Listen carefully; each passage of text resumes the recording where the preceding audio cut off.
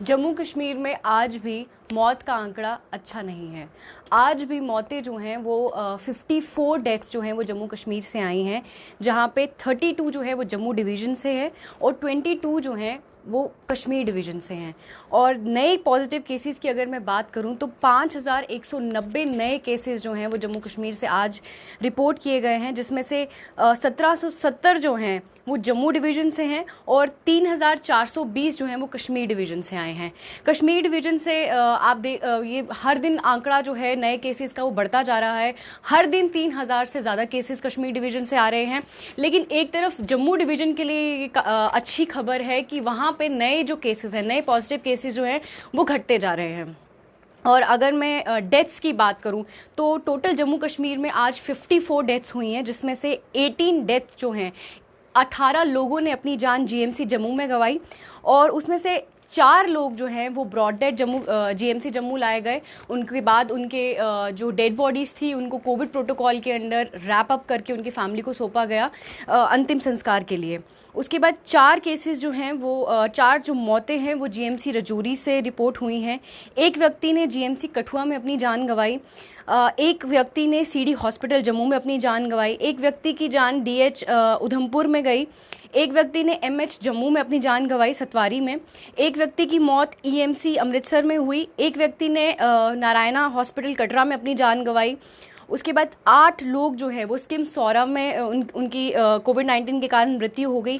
6 लोगों ने एसएमएचएस श्रीनगर में अपनी जान गंवाई, एक व्यक्ति ने अपनी जान सीडी हॉस्पिटल श्रीनगर में गंवाई, एक व्यक्ति ने अपनी जान डीएच बांडीपुरा में गंवाई, एक व्यक्ति की मौत जो है वो डीएच गांधरबल में हुई, डिस्ट्रिक्ट हॉस्पिटल गांधरबल में हुई, एक व्यक्ति की मौत जीएमसी अनंतनाग में हुई, 3 व्यक्तियों ने अपनी जान सीएचसी कुपवाड़ा में गंवाई और एक व्यक्ति ने अपनी जान जीएमसी बारामूला में गंवाई।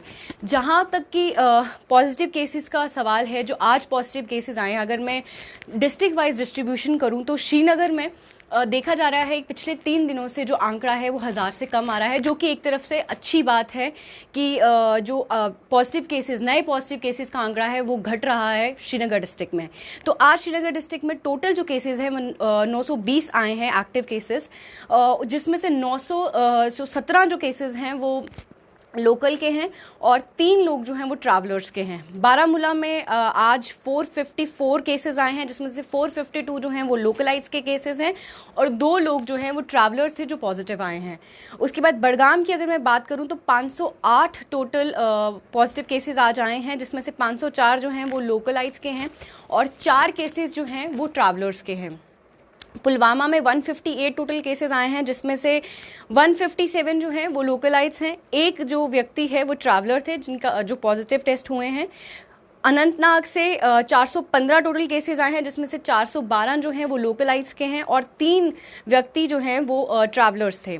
बांडीपुरा में टोटल 85 केसेस आए हैं, जिसमें से 84 जो हैं वो लोकल केसेस हैं और एक जो व्यक्ति हैं वो ट्रैवलर थे। गांधरबल से 135 टोटल केसेस आए हैं और 130 जो है जिसमें से लोकलाइट्स हैं और 5 केसेस जो हैं वो ट्रैवलर्स के हैं। कुलगाम में 281 केसेस आए हैं, जिसमें से कोई भी ट्रैवलर नहीं है, सभी के सभी जो केसेस हैं वो लोकल रेजिडेंट्स के हैं। उसके बाद शोपियां में 187 केसेस आए हैं। शोपियां में भी सभी के सभी लोकलाइट्स हैं, लोकल वहीं के रहने वाले हैं, बाहर से कोई भी ट्रैवलर जो है वो पॉजिटिव टेस्टेड नहीं हुआ है आज। और इसी के साथ अगर मैं कश्मीर में एक्टिव पॉजिटिव केसेस की बात करूं कश्मीर डिवीज़न में तो 31,986 टोटल एक्टिव केसेस हैं अभी के लिए। और जम्मू डिवीज़न की अगर मैं बात करूं तो जम्मू डिवीज़न में टोटल केसेस 64,599 हैं, जिसमें से जम्मू डिस्ट्रिक्ट की अगर मैं बात करूं तो जम्मू डिस्ट्रिक्ट में आज 658 टोटल केसेस आए हैं, जिसमें से 620 जो हैं वो लोकल रेजिडेंट्स के हैं और 38 जो हैं वो ट्रैवलर्स के हैं। उधमपुर में टोटल 179 केसेस आए हैं, जिसमें से 172 जो हैं वो लोकलर्स के हैं, लोकलाइट्स के हैं और 7 केसेस जो हैं वो ट्रैवलर्स के हैं। रजौरी में आज फिर से आंकड़ा बढ़ता जा रहा है। रजौरी में 211 केसेस जो हैं वो टोटल पॉजिटिव केसेस आज आए हैं रजौरी से और जिसमें से 210 जो हैं वो आम लोकल जो वहाँ पे रहते हैं लोकल रेजिडेंट्स जो हैं उनके हैं और एक व्यक्ति जो है वो ट्रैवलर है। डोडा में टोटल 30 केसेस आए हैं, जिसमें से कोई भी ट्रैवलर नहीं है, सभी के सभी जो हैं वो लोकल केसेस ही हैं। डोडा में कल भी ऐसा ही हाल था कि जो ये लोकलाइट्स थे इनके केसेस ज़्यादा आ रहे हैं रादर देन ट्रैवलर कल भी कोई नहीं था डोडा से। कठुआ में 252 केसेस हैं टोटल, जिसमें से 237 जो हैं वो लोकलाइट्स के केसेस हैं और 15 जो हैं वो ट्रैवलर हैं। सांबा में 138 टोटल केसेस आए हैं, जिसमें से 134 जो हैं वो लोकलाइट्स हैं और 4 जो लोग हैं वो ट्रैवलर हैं। किश्तवाड़ में 32 केसेस हैं, जिसमें से कोई भी ट्रैवलर नहीं है, सभी के सभी किश्तवाड़ के रेजिडेंट्स ही हैं, वहीं के रहने वाले हैं। पुंछ में टोटल 74 केसेस आए हैं, जिसमें से 64 जो हैं वो लोकलाइट्स हैं और 10 केसेस जो हैं वो ट्रैवलर्स के हैं। रामबन में 70 केसेस आए हैं, जिसमें से 70 के 70 जो हैं वो लोकलाइट्स हैं, कोई भी ट्रैवलर उसमें से नहीं आया है। रियासी में 126 का टोटल जो नंबर है 126 है और उसमें से 3 जो है वो ट्रैवलर हैं और 123 जो हैं वो लोकलाइट्स हैं। इसी के साथ अगर मैं मौत के आंकड़ों की बात करूं तो अभी तक जो टोटल डेथ जम्मू डिस्ट्रिक्ट में हुई हैं वो 655 है। 655 जम्मू में टोटल डेथ हुई हैं अभी तक, जब से कोविड की फर्स्ट वेव चली थी तब से अभी तक लेके 655 टोटल डेथ्स हुई हैं। उसके बाद सबसे बड़ा जो आंकड़ा है मौत का जम्मू डिवीजन से वो रजौरी का है। रजौरी में अब तक कुल 97 डेथ्स हुई हैं। और इसी के साथ थोड़ी और आगे बात करने के लिए आज स्ट्रेट लाइन की editor in chief Pallavi Sareen हमारे साथ हैं। तो पल्लवी, आज भी आंकड़ा अच्छा नहीं है, यही देखा जा रहा है और कुछ जगहों पे कुछ हॉस्पिटल्स में बेड्स भी बढ़ाए हैं, तो उनके बारे में क्या कहना है? अभी सबसे पहली चीज़, आज ही कोविड टास्क फोर्स की मीटिंग जो है लेफ्टिनेंट गवर्नर मनोज सिन्हा ने ली है और कहा यह जा रहा है कि जो सरकारी प्रेस नोट आया है कि डिस्ट्रिक्ट वाइज डिटेल्स नोट की गई हैं उसमें कि डिस्ट्रिक्ट वाइज कोविड-19 के इस लॉकडाउन के दौरान, क्योंकि वीकेंड लॉकडाउन था, क्या कोविड-19 के केसेस कम हुए हैं या बढ़े हैं। लेकिन जो फिगर मेरे पास सरकारी डाटा के ही अकॉर्डिंग अभी पिछले 2-3 दिन की आई है, पहली चीज़ ये कि 19 डेथ्स जो हैं वो जम्मू डिस्ट्रिक्ट में आज के दिन में हुई हैं और अभी रजौरी की अगर बात की जाए तो 2 ही दिनों में 12 मौतें रजौरी डिस्ट्रिक्ट में कोविड-19 के कारण हो चुकी है। 12 लोगों ने अपनी जान 2 ही दिनों में गंवाई है। तो आप सोचें कि रजौरी डिस्ट्रिक्ट, जिस डिस्ट्रिक्ट को अभी तक सेफ कंसिडर किया जा रहा है क्योंकि नंबर ऑफ केसेस वहां पर नहीं है, वहीं डोडा डिस्ट्रिक्ट की भी मैंने बात की कि नंबर ऑफ केसेस के कंपैरिजन में जितनी डेथ्स हो रही हैं, लोगों को लग रहा है ये डिस्ट्रिक्ट सेफ है, इन पर ज़्यादा फोकस करने की जरूरत नहीं है। लेकिन वहां पर भी जब आप मोर्टेलिटी देखते हैं तो आपको पता चलता है कि मौतें वहां पर भी हो रही हैं, हालांकि केसेस कम है। तो इसका मतलब ये है, जैसे कि डॉक्टर अनिल शर्मा भी हमसे बात करते हुए बताते हैं कि इसका मतलब ये नहीं है कि वहां पर कोविड जो है ज़्यादा फेटल है, मतलब ये है कि कोविड के केसेस वहां पर भी ज़्यादा हैं लेकिन अनडिटेक्टेड है। टेस्टिंग को रैंप अप करने की जरूरत है।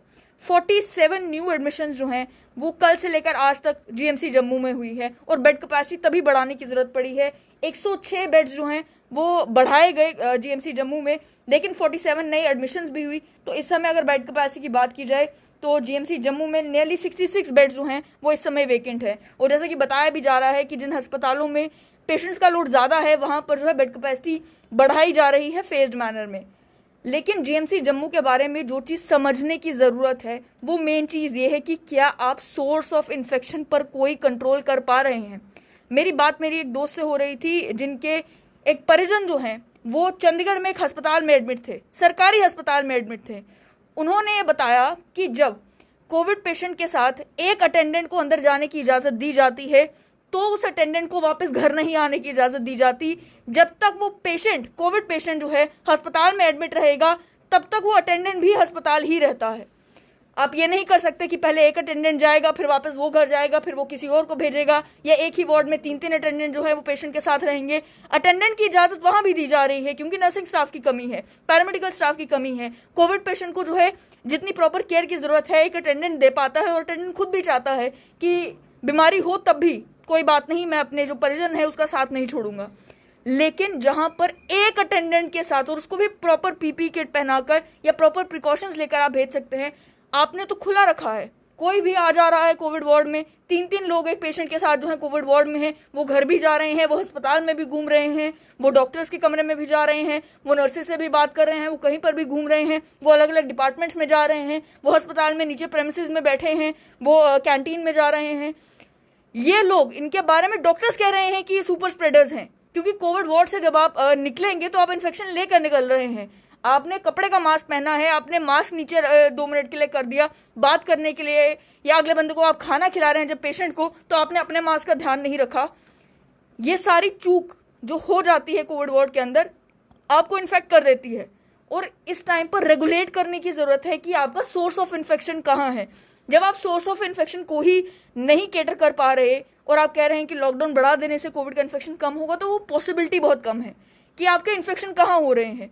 शादियों में, एक शादी में 50 लोग जब इकट्ठे हो रहे हैं, 10 लोग वहां से इन्फेक्ट होकर आ रहे हैं, वो 10 लोग अगर अपने रिश्तेदारों से मिल रहे हैं या घर जा रहे हैं तो वो और लोगों को इन्फेक्ट कर रहे हैं। वैसे ये जो अटेंडेंट कोविड वार्ड्स के अंदर हैं, ये जब निकल रहे हैं, मार्केट में जा रहे हैं, सब्जी लेने जा रहे हैं, अपने घर आ रहे हैं, ये किसी शादी में जा रहे हैं, तो आप सोचें कि इन्फेक्शन तो यहीं से स्प्रेड हो रहा है, शुरुआत तो यहीं से हो रही है।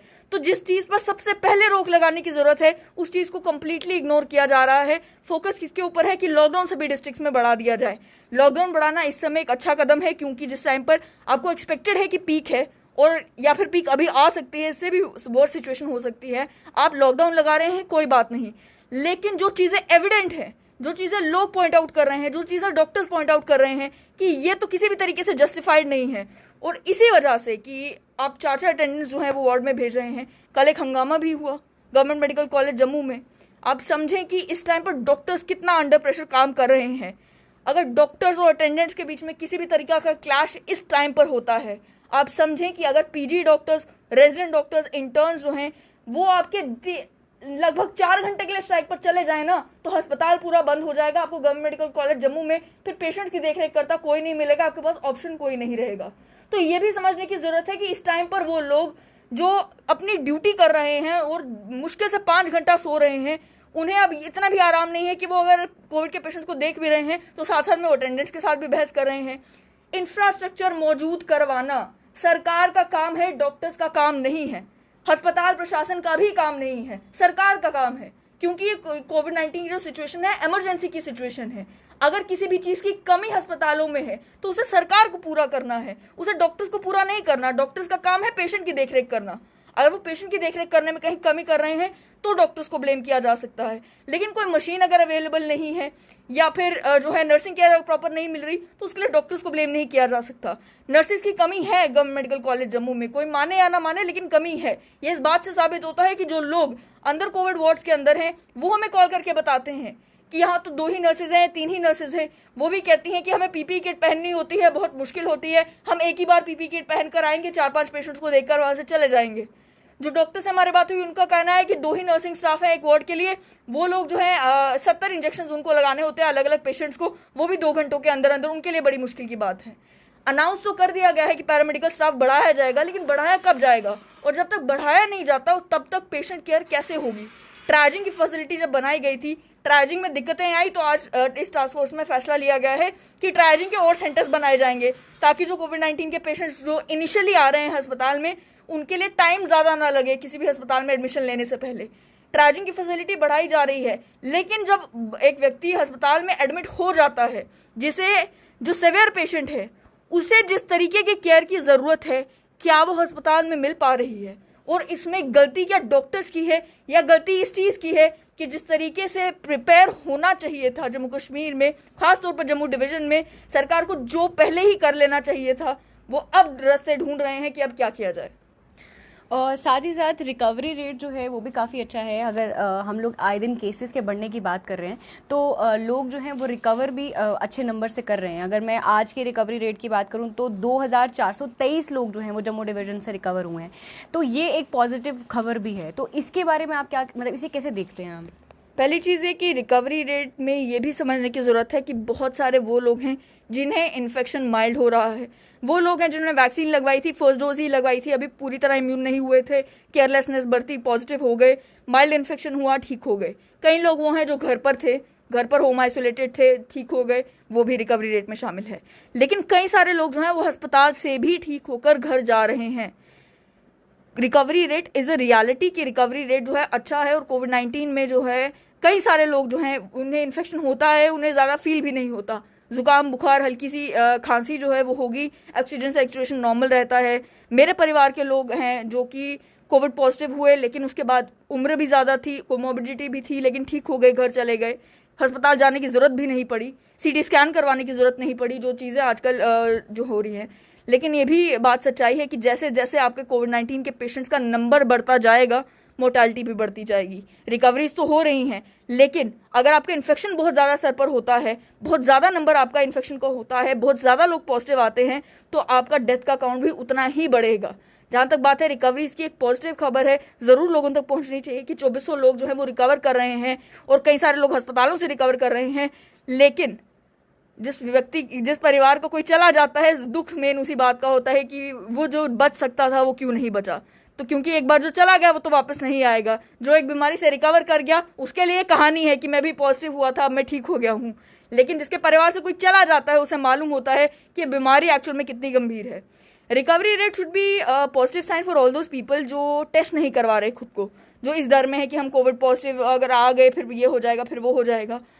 उन लोगों के लिए है कि बहुत भारी संख्या में लोग जो है रिकवर कर रहे हैं, तो आपको कोविड-19 से डरने या घबराने की ज़रूरत नहीं है। ये बीमारी ऐसी है, आपको हर एक चीज़ पे अगर आप फोकस रख रहे हैं, यानी कि पहला स्टेप आपका प्रिकॉशंस है, आप प्रिकॉशंस ले रहे हैं, आप कोशिश करें कि आप इन्फेक्ट ही ना हो। सेकंड चीज़, अगर आप इन्फेक्ट हो गए, आपको लग रहा है सिम्टम, आप टेस्ट करवा रहे हैं। थर्ड चीज़, आप अपनी ऑक्सीजन सैचुरेशन पर ध्यान दे रहे हैं और आप डॉक्टर से कंसल्ट करके जो डॉक्टर कह रहा है वो कर रहे हैं, अपनी मर्जी से कुछ भी नहीं कर रहे।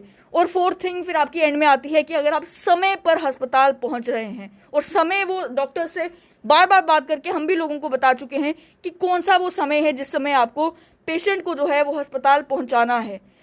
जब आपकी ऑक्सीजन सैचुरेशन 90 से नीचे गिर रही है तो आपको अस्पताल पहुंचना है। 90 से 92 के बीच में भी है लेकिन आपको कोमोर्बिड है, आपको अस्पताल का रास्ता ढूंढना है, आपको डॉक्टर्स को कंसल्ट करना है।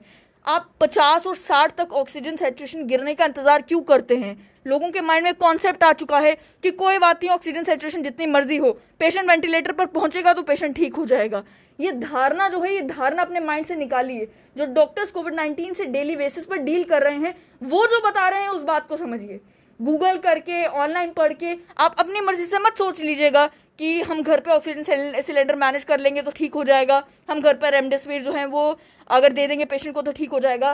कई सारे लोग तो वो भी मैंने देखे जिन लोगों को बुखार है एक्टिवली और वो वैक्सीनेशन लगवाने जा रहे हैं, जिनको लग रहा है कि हम कोविड पॉजिटिव हो, जाके वैक्सीन लगवा रहे हैं। हालांकि डॉक्टर्स ये कह चुके हैं कि अगर आप कोविड पॉजिटिव हैं अभी वैक्सीनेट मत करवाएं, आपकी हालत और बिगड़ सकती है। तो ये सारी चीज़ें जब लोग अपने हाथों में ले लेते हैं, फिर जब सिचुएशन बिगड़ जाती है, हमारे लिए जब हम ये नंबर पढ़ते हैं तो ये कैजुअलिटी का नंबर है, लेकिन वो एक जान है जो जा रही है, और वो जान वो जा रही है जिसे बचाया जा सकता था, लेकिन इन गलतियों की वजह से वो जान बच नहीं पाई।